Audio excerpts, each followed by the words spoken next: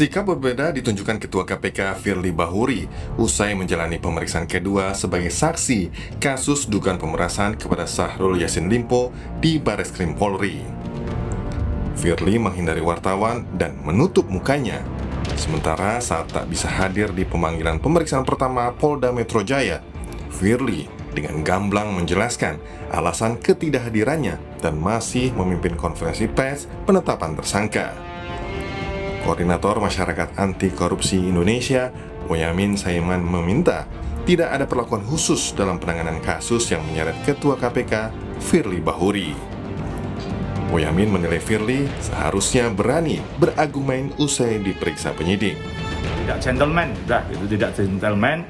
Mestinya pertama beliau memberikan contoh pada masyarakat sebagai warga negara, menghormati hukum dengan cara memberikan keterangan sejelas-jelasnya kepada publik melalui media massa, dan itu sebagai pendidikan hukum. Dan kedatangan dan kepulangannya itu dengan dinampakkan itu berarti perlakuan yang sama di hadapan hukum, kan tidak ada perlakuan istimewa dari Polri. Nah, mestinya Pak Firly memberikan contoh bahwa dia tidak dapat perlakuan istimewa di kepolisian meskipun beliau pensiunan Komisaris Jenderal bintang 3 gitu. Ini yang kemudian saya berharap betul hal-hal yang memalukan seperti ini tidak terjadi lagi. Sementara penyidik Polda Metro Jaya juga telah melakukan rapat koordinasi bersama KPK terkait penanganan kasus dugaan pemerasan terhadap mantan Menteri Pertanian Syahrul Yassin Limpo. Hasil dari koordinasi tersebut diputuskan tidak ada supervisi bersama dalam pengusutan kasus pemerasan. Fungsi koordinasinya. Jadi belum sampai ke tahap supervisinya, tapi penguatan fungsi koordinasinya.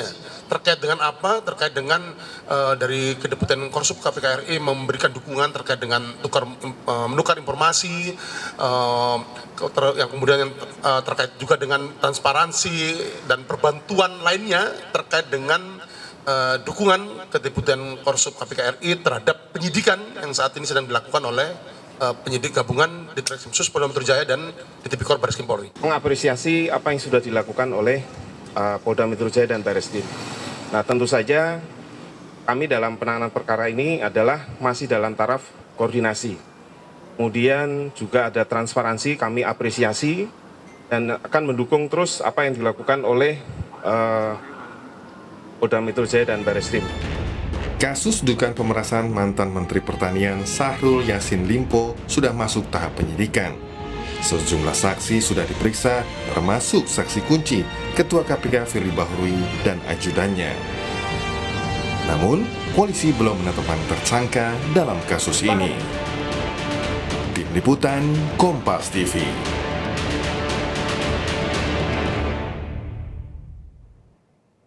Lebih lengkap terkait proses hukum terhadap Ketua KPK Firly Bahuri dalam kasus dugaan pemerasan mantan Menteri Pertanian Syahrul Yassin Limpo, kita bahas bersama mantan Kabareskrim Komjen Purnawirawan Ito Sumardi, selamat sore, dan juga Ketua PBHE Mas Julius Ibrani. Kita akan ke Mas Julius terlebih dahulu.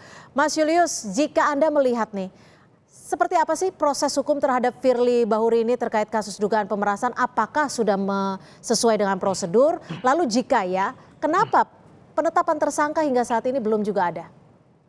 Ya, Cynthia, saya mau point out dua hal yang penting ya. Pertama, konteksnya kaitan dengan hukum acara pidana. Bahwa sudah berkali-kali dan sudah menyebar di berbagai macam media massa, termasuk di kepala masyarakat, bahwa kasus ini sudah sampai pada titik penyidikan.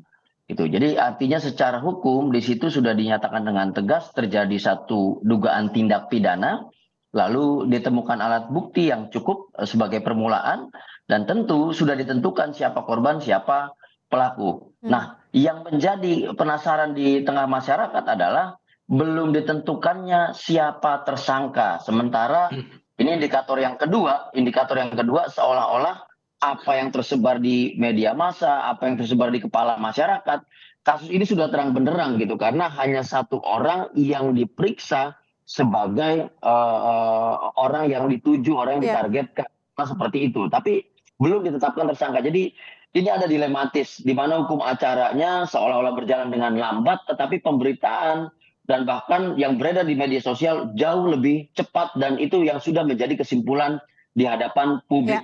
Nah, sehingga ada pertanyaan di sini, pertanyaan besar. Mengapa demikian? Seolah-olah ini ada kaitannya juga dengan seolah-olah diperlambat, seolah-olah tidak ditargetkan agar segera selesai, seolah-olah juga ini menjadi apa sih di manage gitu ya Baik. isunya biar terus ramai di media massa, dan yang paling penting adalah publik akan menjadi tidak percaya pada proses Oke. ketika ditambah satu hal lagi, yaitu mangkirnya Firly Bahuri dari beberapa pemeriksaan Baik. terakhir.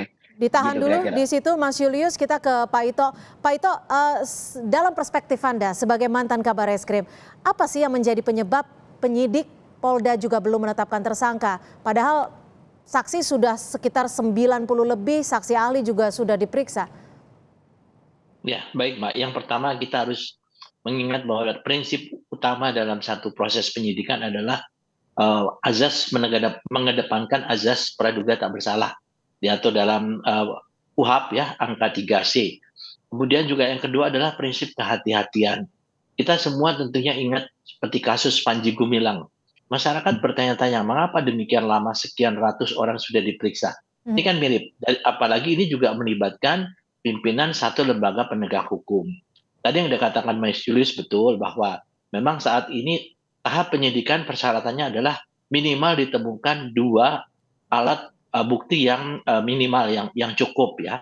Tapi meskipun demikian, Polda Metro Jaya juga dengan prinsip kehati-hatian ingin mengajak KPK untuk melakukan supervisi sehingga tidak ada nanti kesan bahwa ada intimidasi, ada kriminalisasi atau tidak objektif. Dan tentunya ini sudah dilakukan. Tapi supervisi itu juga hanya bisa ditindaklanjuti apabila dari hasil koordinasi dianggap perlu KPK itu melakukan supervisi. Sebetulnya ini adalah azas transparansi ya yang ingin dikedepankan. Jadi saya kira mungkin kalau sampai penetapan tersangka itu tergantung ya Mbak Cynthia. Nah, demikian saja sekaligus saya yakin bahwa prinsip kehati-hatian apalagi melibatkan pimpinan lembaga penegak hukum tentunya ini yang dikedepankan oleh Polda Metro Jaya. Saya kira ini saya harus apresiasi kepada teman-teman di kepolisian. Pengalaman saya pun demikian, dulu pernah menangani satu kasus. Demikian, Mbak. Artinya apakah supervisi yang tadi Anda sampaikan ini menjadi makna pertemuan antara Polri dan KPK atau seperti apa menurut Anda Pak Ito? Ya, jadi kan begini, Polda Metro Jaya juga nggak mau ada istilah yang ramai jeruk makan jeruk istilahnya ya. Nah tentunya kita juga ingin melihat bahwa dalam penanganan ini KPK juga bisa melihat apakah ada hal-hal yang mungkin merupakan satu hal intimidasi atau kriminalisasi atau ketidakobjektifan ya. Nah kalau KPK sudah melakukan supervisi, jelas ini secara terang benderang tadi yang disampaikan oleh Mas ini ya, bahwa kita juga tentunya penyidik akan lebih enak ya, tidak ada lagi kesan bahwa seolah-olah Polri ini mengkriminalisasi KPK. Yang ini tujuan daripada permintaan supervisi oleh Polri ya. Baik, Mas Julius, kalau menurut Anda sendiri, apakah pertemuan koordinasi antara Polri dan KPK ini dinilai cukup penting? Ini memang hal yang krusial dan merupakan mandat undang-undang ya. Korsup, koordinasi dan supervisi, apalagi melibatkan 2 instansi yang berbeda sesama penegak hukum, ini sangat penting gitu. Tetapi yang mesti dipastikan adalah substansi dari korsup atau koordinasi supervisi ini seperti apa, Cynthia? Pertama, kami memandang begini. Koordinasinya itu utamanya ya ini sama seperti kepada lembaga-lembaga yang soal administrasi dia harus tertib gitu, memastikan bahwa pemeriksaan administrasinya sudah lengkap, pemanggilan sudah lengkap, BAP dan segala macamnya sudah lengkap. Dengan demikian apapun yang sedang diperiksa oleh KPK nantinya yang berkaitan dengan yang diperiksa di Polda itu bisa juga tanda kutip dijaga gitu, karena ini kan ada kaitannya dengan pemeriksaan Menteri SCL di KPK. Lalu kaitannya juga pemerasan di Polda Metro Jaya. Nah ini harus disinkronisasi. Jangan sampai supervisi ini malah menjadi forum intervensi. Jadi posisinya memang sangat penting korsup ini. Gitu. Itu satu ya. Yang kedua adalah sebetulnya kami inginnya juga korsup ini, supervisi ini juga jadi ajang untuk saling berbagi bukti gitu. Siapa tahu ada keterangan di KPK yang diberikan oleh Menteri SCL yang belum diberikan di Polda, dan itu saling menguatkan sifatnya. Nah ini koordinasi yang kami yang subjek yang lebih produktif gitu, Cynthia. Tapi yang paling penting bagi kami adalah jangan sampai seolah-olah ya korsupnya ini lebih banyak progresnya, koordinasinya lebih banyak progresnya dibanding pemeriksaan substantif dari perkaranya itu sendiri. Gitu, nanti ini lagi yang rame lagi, dugaan kan sudah mulai di media sosial.